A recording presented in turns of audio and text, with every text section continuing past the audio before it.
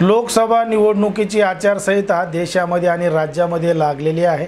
अनेक दिग्गज उमेदवारांकडून आता ही निवडणूक लढवली जाणार आहे। ते त्यांच्या आयुष्यामध्ये कित्येक वेळा निवडून आलेत तर कित्येक वेळा पराभूत सुद्धा झालेले आहेत। पण मात्र काही जण जे उमेदवार आहेत ते आतापर्यंत सलग 2-2 वेळा 3-3 वेळा 4-4 वेळा सुद्धा निवडून आलेले आहेत, खासदार झालेले आहेत। मग लोकांना असं वाटू लागतं की ते आता पडतच नाहीत, ते आता निवडूनच येतात किंवा निवडून येत नाहीत असं सुद्धा अनेक वेळा सांगितलं जातं। आणि आता मराठवाड्याकडे सगळ्या राज्याचं लक्ष असतानाच मराठवाड्यामधून सलग 5 वेळा निवडून येणारे खासदार म्हणजे आणि केंद्रीय राज्य रेल्वे मंत्री ते म्हणजे रावसाहेब दानवे। रावसाहेब दानवे हे आतापर्यंत सलग 5 वेळा लोकसभेमध्ये निवडून आलेले आहेत, खासदार झालेले आहेत। आणि या संपूर्ण कार्यकाळामध्ये 5 वेळा सलग खासदार होऊनही ते राज्यातल्या आतापर्यंत सगळ्यात जास्त वेळा निवडून आलेल्या खासदारांमध्ये कितव्या नंबरवर आहेत हेच आपण सविस्तर पाहणार आहोत। पण जर तुम्ही अजूनही आपलं चॅनल सबस्क्राईब केलं नसेल तर लगेच सबस्क्राईब करून घ्या आणि बाजूला असणाऱ्या बेल नोटिफिकेशनला सुद्धा ऑन करायला विसरू नका। जालना लोकसभा, आता जालना लोकसभा हे नाव चर्चेत आलंय ते म्हणजे केंद्रीय राज्य रेल्वे मंत्री रावसाहेब दानवे यांच्या उमेदवारीमुळे। आता रावसाहेब दानवे हे मागच्या 5 टर्मपासून जालना लोकसभा मतदारसंघामधून निवडून आलेत, म्हणून आता दानवे यांचा पराभव होऊच शकत नाही असं सुद्धा काही जणांना वाटू लागतं। पण मात्र आता त्याच ठिकाणाहून मनोज जरांगे पाटील हे सुद्धा लोकसभा निवडणूक लढवण्याची असण्याची चर्चा सुद्धा चालू आहे, म्हणून आता सगळ्यांचं लक्ष या मतदारसंघाकडे लागलेलं आहे। आता रावसाहेब दानवे हे सलग 6व्यांदा निवडून येतील का, विजयाचा षटकार मारतील का, असे विविध प्रश्न या ठिकाणी निर्माण होतात। पण मात्र सलग 5 वेळा निवडून येऊनही रावसाहेब दानवे हे आत्तापर्यंत सगळ्यात जास्त निवडून येणाऱ्या खासदारांमध्ये कितव्या नंबरवर आहेत हेच आपण सविस्तर पाहणार आहोत। जर आपण पाहिलं तर राज्यामधले जे टॉप 10 खासदार आहेत आणि जास्तीत जास्त वेळा निवडून येण्याचा मान त्यांना मिळालेला आहे, या यादीमध्ये सगळ्यात पहिले नाव येतं ते म्हणजे माणिकराव गीते यांचं।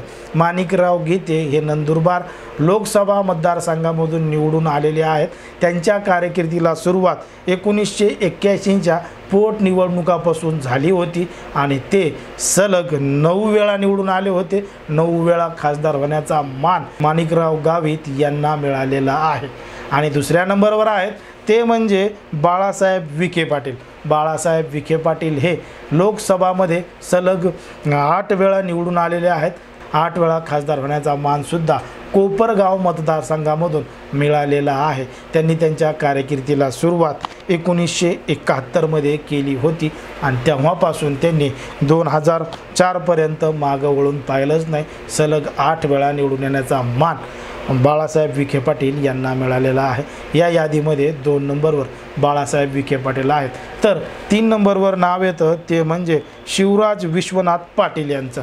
शिवराज विश्वराज पाटील यांनी आत्तापर्यंत 7 वेळा खासदार होण्याचा मान मिळवलेला आहे आणि ते लातूरमधून लातूर लोकसभा मतदारसंघामधून 7 वेळा खासदार झालेले आहेत।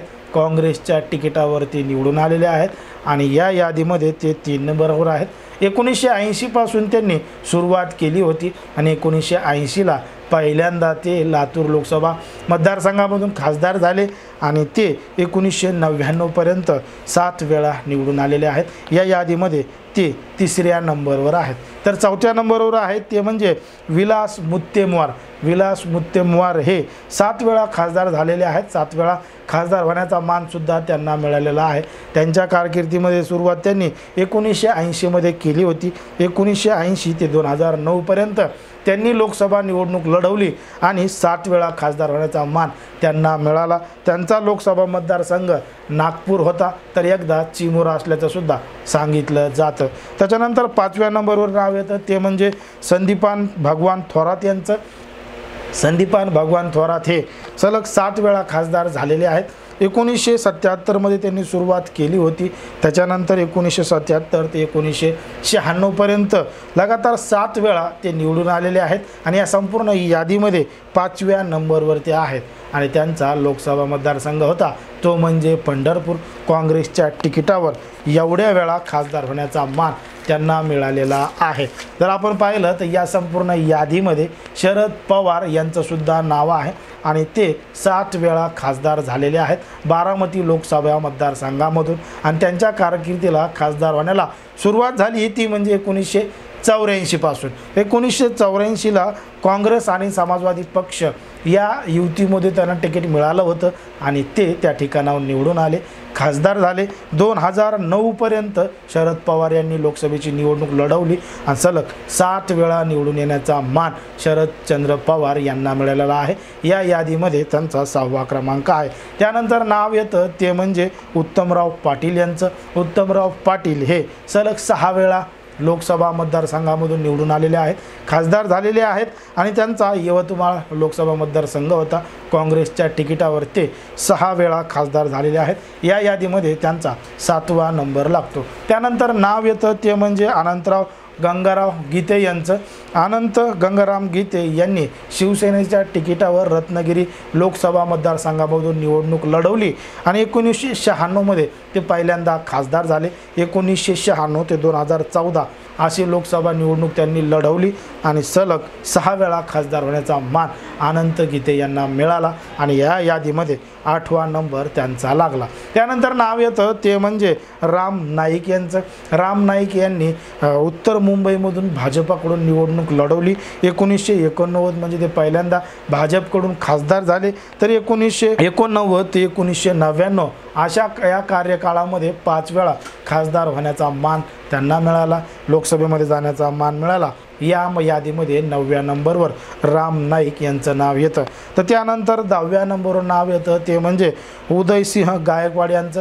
उदयसिंह गायकवाड यांनी लोकसभा मतदारसंघामधून निवडणूक लढवली ती म्हणजे कोल्हापूरच्या। कोल्हापूरमधून त्यांनी काँग्रेसच्या तिकिटावर उभा राहिले।